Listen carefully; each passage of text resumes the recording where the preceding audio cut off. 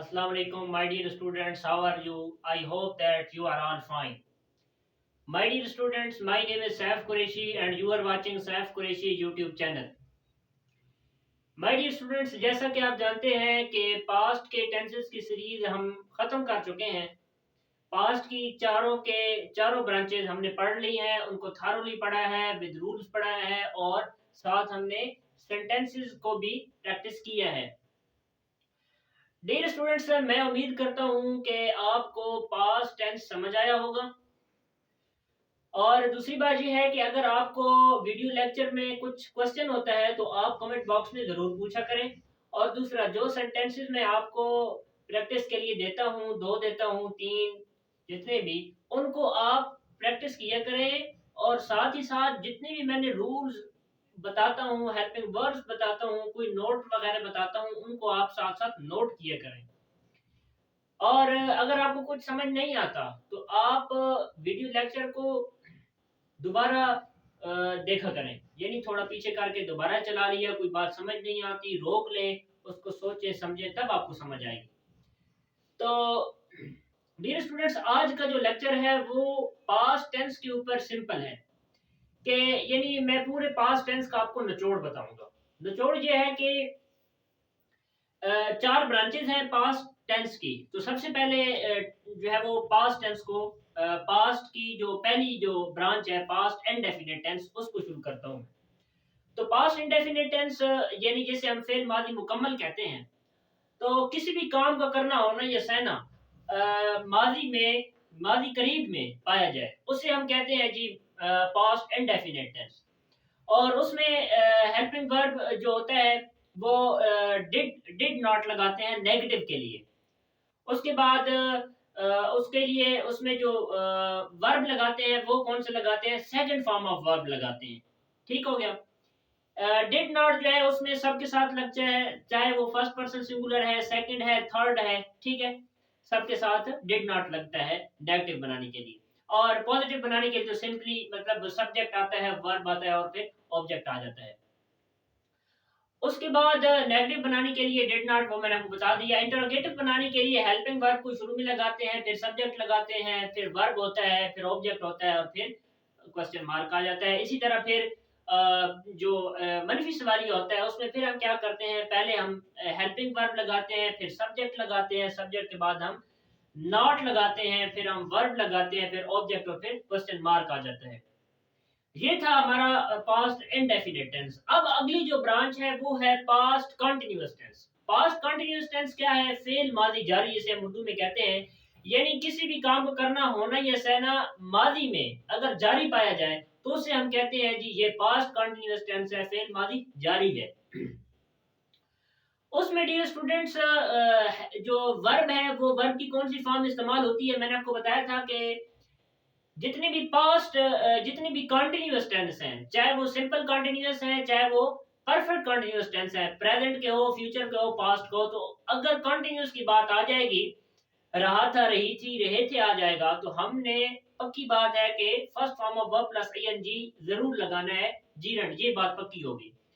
उसके बाद इसमें भी इसी तरह जीरेंट यूज करेंगे। और उसके बाद इसमें आ जाते हैं जो है वो 2 हेल्पिंग वर्ब, एक है वाज और एक है वर। यानी पास्ट कंटीन्यूअस टेंस के अंदर 3 हेल्पिंग वर्ब वाज और वर, सॉरी 2 हेल्पिंग वर्ब वाज और वर। अब वाज किसके साथ लगाते हैं और वर, वाज जो है वो ही, शी, इट, सिंगुलर सब्जेक्ट के साथ वाज लगाते हैं। इसके अलावा आई भी जो है वो भी ही, शी, इट और आई और सिंगुलर सब्जेक्ट में शामिल होता है, तो उसके साथ आई के साथ भी हम वाज ही लगाते हैं। उसके बाद है वी, दे, यू और प्लूरल सब्जेक्ट, उसके साथ हम वर लगाते हैं। तो नेगेटिव बनाने के लिए वाज नॉट और वर नॉट, सिंपल सी बात है। उसके बाद इंटरोगेटिव बनाने के लिए वाज को शुरू में लिख देंगे, फिर जो सब्जेक्ट होगा वो लिखेंगे, फिर जो वर्ब होगा वो लिखेंगे, ऑब्जेक्ट और क्वेश्चन मार्क। और फिर इसी तरह जो इंटरोगेटिव प्लस नेगेटिव होगा उसके लिए भी यही रूल है कि सब्जेक्ट के बाद नॉट लगाना है, यानी पहले वाज या वर्ब, फिर सब्जेक्ट, सब्जेक्ट के बाद नॉट, नॉट के बाद वर्ब, वर्ब के बाद ऑब्जेक्ट और फिर क्वेश्चन मार्क। उसके बाद हमारी तीसरी जो ब्रांच है वो बनती है past perfect tense. Past perfect tense हम कहते हैं फेल माजी मुकम्मल को। फेल माजी मुकम्मल की पहचान ये है कि यानी पास्ट परफेक्ट टेंस में सबसे पहले तो हम इसकी डेफिनेशन देखते हैं, यानी कोई भी ऐसा काम जो माजी में किया गया और वो मुकम्मल हो चुका था कोई भी काम, तो उसको हम पास्ट परफेक्ट टेंस कहते हैं। यानी इसके जुमले के आखिर में क्या पहचान होगी, उर्दू में पहचान ये होगी कि चुका था, चुकी थी, चुके थे, वगैरह वगैरह आता है। तो इसमें जो फॉर्म ऑफ वर्ब है वो कौन सी यूज होगी, इसमें हमेशा form of verb third form use होगी, थर्ड फॉर्म ऑफ वर्ब। बल्कि जो इस नाम से है ना, यानी प्रेजेंट परफेक्ट टेंस है, पास्ट परफेक्ट टेंस है, फ्यूचर परफेक्ट टेंस है, इनमें हमेशा जो फॉर्म ऑफ वर्ब होगी वो थर्ड ही होगी। ठीक हो गया। उसके बाद इसमें हेल्पिंग वर्ब जो है वो हैड हम यूज करते हैं। हैड सबके साथ लगता है इसमें, चाहे वो फर्स्ट पर्सन है, सेकंड पर्सन है या थर्ड पर्सन सिंगुलर है। ठीक हो गया। नेगेटिव बनाने के लिए हैड के साथ हम नॉट लगाते हैं। इंटरोगेटिव बनाने के लिए यानी पास्ट परफेक्ट टेंस के सेंटेंसेस को इंटरोगेटिव बनाने के लिए सबसे पहले वही रूल जो पिछले दो टेंसेस में है, यानी सबसे पहले हेल्पिंग वर्ब के बाद हम सब्जेक्ट लगाते हैं, सब्जेक्ट के बाद वर्ब के बाद ऑब्जेक्ट और फिर क्वेश्चन मार्क आ जाता है। फिर इंटरोगेटिव प्लस नेगेटिव बनाने के लिए हम क्या करते हैं, इंटरोगेटिव प्लस नेगेटिव बनाने के लिए सबसे पहले वही रूल है जो ऊपर से सेंटेंस चलता हुआ आ रहा होगा, यानी पहले हेल्पिंग वर्ब होगा, फिर सब्जेक्ट होगा, सब्जेक्ट के बाद नॉट होगा, नॉट के बाद वर्ब होगा, फिर ऑब्जेक्ट और फिर क्वेश्चन मार्क लगा देंगे। तो ये हो गया मनफी सवालिया, और यहां तक जी हमारा टेंस खत्म हो गया, पास्ट परफेक्ट टेंस।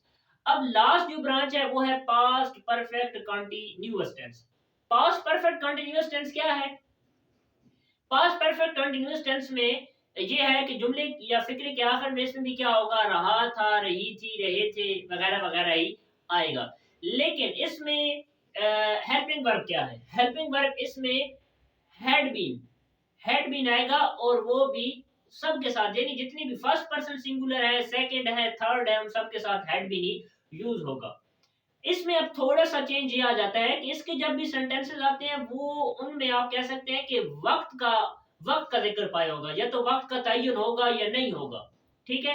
तो उस हवाले से इसमें दो चीजें न्यू आ जाती हैं, वो आ जाता है, एक आ जाता है सिंस और एक आ जाता है फॉर। तो सिंस हम तब लगाते हैं, सिर्फ दो बातें, दो चीजें आप नोट कर लें, दिन में बिठा लें कि सिंस हम तब लगाएंगे जब वक्त का तयन होगा।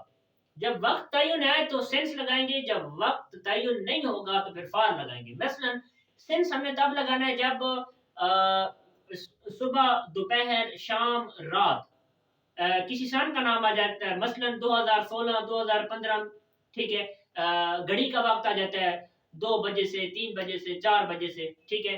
महीने का नाम आ जाता है किसी के, तो किसी महीने का नाम, तो उसमें हम सिंस लगाते हैं। फार तब लगाते हैं जब वक्त का तयन ना हो, मसलन 2 दिन से, 4 सालों से, ठीक है, 10 मिनट से, ठीक है, 2 घंटों से, तो उसमें हम फिर फार लगाते हैं। मसलन जैसे मैं कहूं कि सिंस के लिए मैं जुमला बोलता हूं कि हम सुबह से पढ़ रहे थे।